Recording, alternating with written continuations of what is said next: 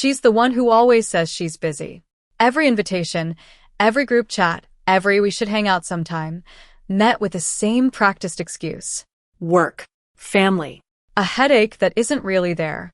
And somewhere around the fifth time, people stop asking. Not because they were cruel, because you taught them to stop. Look at your contacts list. Really look at it. Hundreds of names. People who liked your posts, texted you a birthday emoji, sat next to you in a meeting for 3 years. And when you scroll to the bottom of that list and ask yourself who you'd actually call at midnight, the number gets very small. Maybe it's 0. You've told yourself a story about why. Maybe you're too busy. Maybe people your age just drift apart. Maybe you're simply an introvert who doesn't need much. But what if none of those stories are the real one? What if there's a pattern running underneath, quiet, consistent, invisible even to you, that has been deciding for years who gets close and who gets kept at a distance? There are 5 signs that tend to show up in people with very few friends, or none at all. And the strangest part is, once you see them, you start to realize they were never really about other people. Most people assume a small social circle is simply a personality trait. Introverted, independent, low maintenance. And sometimes, sure, that's exactly what it is. But research into loneliness and social behavior suggests something more specific is often happening underneath, a set of learned patterns that quietly steer a person away from closeness, long before they consciously decide anything. Here's the first one, and it's probably the most physical of the 5. Picture the person who walks into a party and, within about 90 seconds, has already mapped the exits, scanned who's watching them, and decided which corner feels safest. They look calm, maybe even friendly. But inside, something is working overtime. Here's the paradox. This person often wants connection. They're not avoiding people because they don't care. They're avoiding people because their nervous system has quietly decided that other people are something to monitor, not something to enjoy. Researcher John Cacioppo, who spent decades at the University of Chicago studying loneliness, found something that reshapes how we think about isolation. Chronic loneliness, his research suggested, doesn't just make people sad. It appears to sharpen a kind of implicit vigilance towards social threat, an unconscious tendency to notice rejection, judgment, and criticism faster and more intensely than people who feel securely connected. Cacioppo framed this less as a character flaw and more as an old survival adaptation, an alarm system that got stuck in the on position. And here's what's interesting. That vigilance doesn't feel like fear from the inside. It feels like exhaustion. It feels like small talk draining you in a way it doesn't seem to drain anyone else in the room. It feels like needing 2 full days to recover from one dinner with friends. Most people never talk about this, because on the surface it just looks like preference. I don't really like parties. But underneath, something is scanning, calculating, bracing, and it's tiring in a way that has nothing to do with introversion. Now, there's a nuance here worth sitting with. This sign doesn't mean something is broken. A nervous system on high alert once made complete sense somewhere, a home where moods shifted without warning, a social environment where being caught off guard cost something. The vigilance was earned. It's simply outlived its usefulness. And that's the first sign. But there's a second one, quieter than the first, and it explains why even when this person does get close to someone, something eventually pulls them back. The person this video is for doesn't usually see themselves in this kind of content. They're used to being the helper, not the one being helped. The listener, not the one being heard. If that's you, I want you to know this one was written about you specifically. Link in the description. First pinned comment. Take a look when you're ready. Then there's a second sign, and it shows up not in how people avoid closeness altogether, but in how they handle it once it actually starts to happen. Think of the friendship that was going somewhere, real conversations, inside jokes forming, plans being made, and then, without a clear reason, it just stopped. Not from a fight. Not from anything dramatic. One side just quietly stepped back. Stopped replying as fast. Got busy. Let it fade. Here's the paradox again. This person often liked the friendship. They wanted it. And the moment it started asking something real of them, consistency, vulnerability, being depended on, something inside them treated that closeness like danger. This connects to attachment theory, first developed by psychiatrist John Bowlby and later expanded through the research of Mary Ainsworth, whose studies on infant caregiver bonds identified distinct attachment styles that tend to carry into adulthood. One of those styles, often called avoidant, tends to form in environments where a child's bids for closeness were met with distance, dismissal, or unpredictability. The child adapts by learning to need less, to rely on themselves, to equate independence with safety. That adaptation works for a while. It even looks admirable from the outside. The friend who never asks for anything, never seems needy, always has it together. But Ainsworth's research and the decades of attachment work that followed it suggests that underneath that independence is often a deep discomfort with being truly relied upon or truly relying on someone else. Closeness doesn't feel warm to this person. It feels like exposure. And here's what's strange. It's not that they don't feel the pull toward people. They do. But the moment of friendship crosses from casual into consistent, from we get lunch sometimes into this person expects to hear from me, something quietly starts to withdraw. It's not coldness. It's not disinterest. It's an old, well-practiced exit strategy that was built for a much earlier situation and never got updated. And there's a nuance worth naming here too. Avoidant patterns aren't fixed sentences. Attachment researchers have found that these styles can shift, particularly through relationships that consistently prove safe over time. But that shift usually requires staying inside the discomfort long enough to find out the danger isn't actually there anymore, which is exactly the part this pattern makes so hard. That's the second sign. But there's a third one, and this one lives less in behavior and more in the body itself. You've probably felt it before, even if you never had a name for it. You're sitting in a group of perfectly nice people, nothing is wrong, and yet your chest feels tight. Your voice sounds a half step off from your own. You're quietly waiting for the moment you can leave without it looking rude. That's not social awkwardness in the way people usually mean it.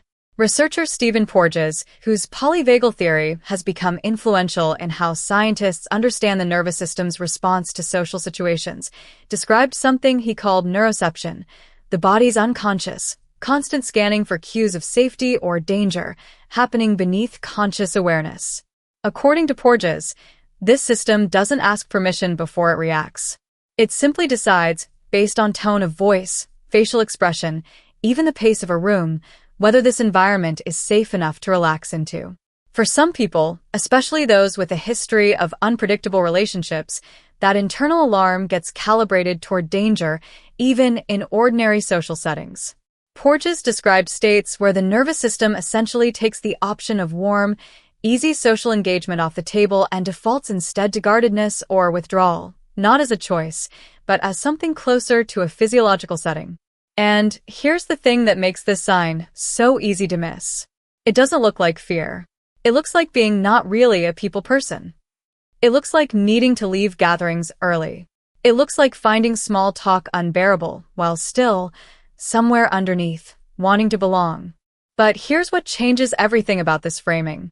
If the nervous system is the one deciding whether connection feels safe, then the problem was never a lack of desire for friendship. It was a body that hadn't yet been convinced the room wouldn't hurt it. And there's a nuance here too. This state isn't permanent architecture.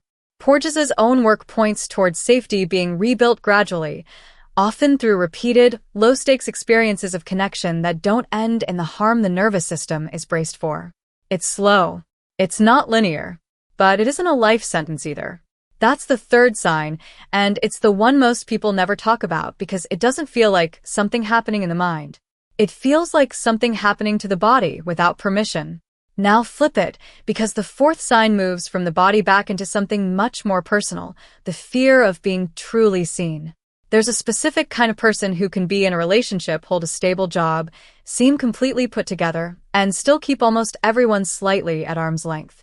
Not out of arrogance, out of something closer to fear. Here's the paradox this sign carries. The more impressive someone's life looks from the outside, the more they sometimes fear what would happen if someone got close enough to see what's actually underneath the performance. Researcher Brené Brown, known for her work on shame and vulnerability at the University of Houston, described shame as the intensely painful feeling of believing we are flawed and therefore unworthy of connection. Her research pointed to something almost counterintuitive, that the people most guarded against closeness often aren't protecting a secret. They're protecting themselves from the belief that if someone really knew them, that person would leave. So they keep things surface level. Friendly, funny, reliable, but curated.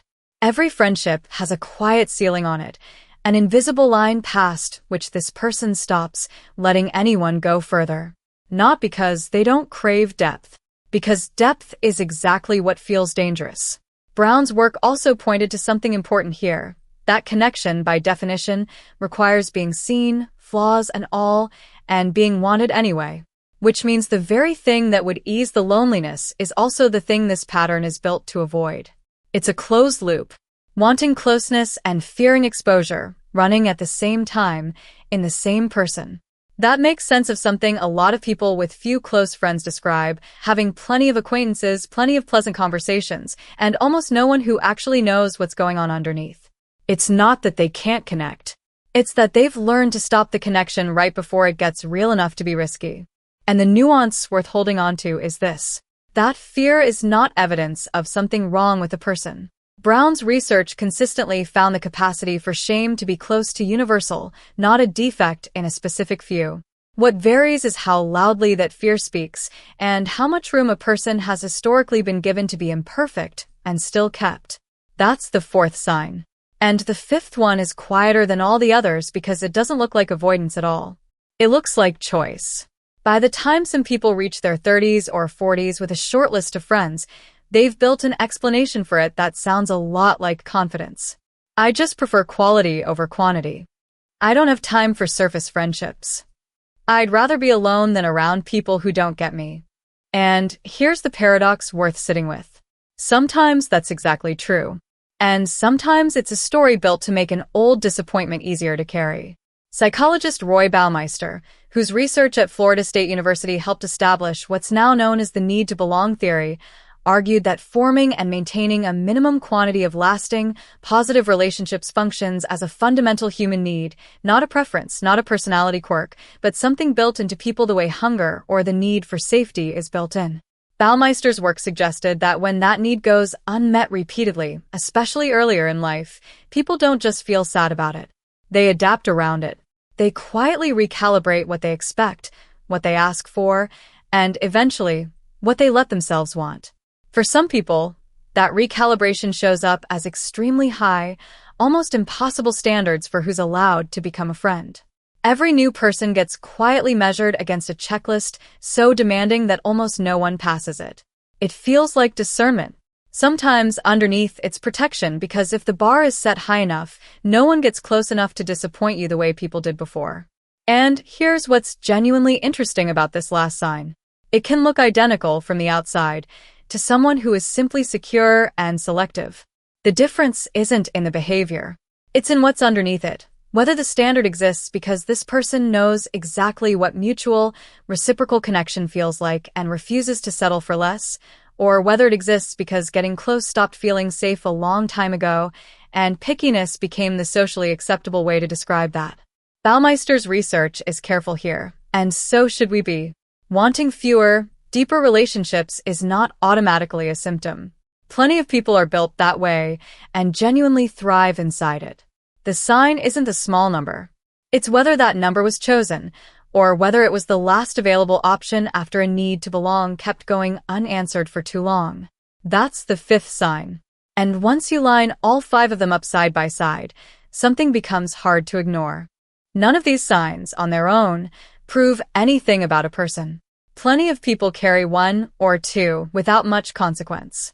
But when several of them show up together, the hypervigilance, the quiet withdrawal from closeness, the body that won't relax around people, the fear of being truly seen, the impossible standards that keep everyone at a comfortable distance, they tend to point toward the same underlying story.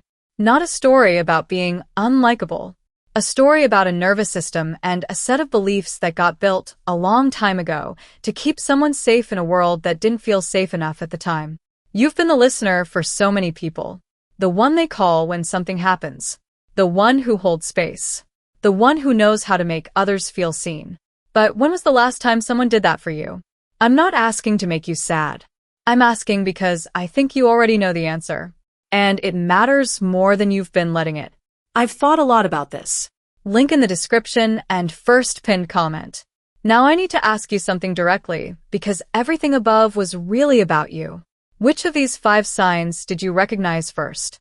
Was it the exhaustion after being around people, the quiet withdrawal the moment a friendship asked for more, the tightness in your chest in rooms that should feel easy, the careful distance you keep even with people who already like you, or the impossibly high bar that no one ever quite manages to clear? And when you think about your own short list of names, the ones you'd actually call, can you tell whether that shortness was chosen or whether it became the shape your life took after wanting more and not getting it? You are not broken for having few friends. You are not defective, and you are not too much, and you are not, despite what that old voice sometimes tells you late at night, unlovable. What you are is someone whose body and beliefs adapted, a long time ago, to circumstances that made connection feel expensive. That adaptation was intelligent. It kept you safe when safety wasn't guaranteed. It simply wasn't built for the life you're living now. And maybe that's really what separates people who stay isolated from people who slowly build something different. Not confidence, not luck, not some innate gift for friendship. Just a willingness to notice the pattern instead of living inside it unquestioned. Because a pattern you can see is a pattern you can eventually choose something different around. A pattern you can't see just keeps deciding for you, quietly year after year. I'd genuinely like to know which of these 5 landed hardest for you. Tell me in the comments, because I read every one of them, and there's usually something useful in seeing how many people recognize themselves inside the exact same sign. And if this is the kind of thing that actually helps you understand yourself, instead of just entertaining you for 10 minutes, consider staying around. There's more of this coming, the patterns underneath the behaviors nobody quite explains, one at a time, so that little by little the whole picture starts to make sense. Because the loneliest thing was never really being unseen by other people. It's being unseen by yourself for so long that you forgot there was ever anything worth looking for.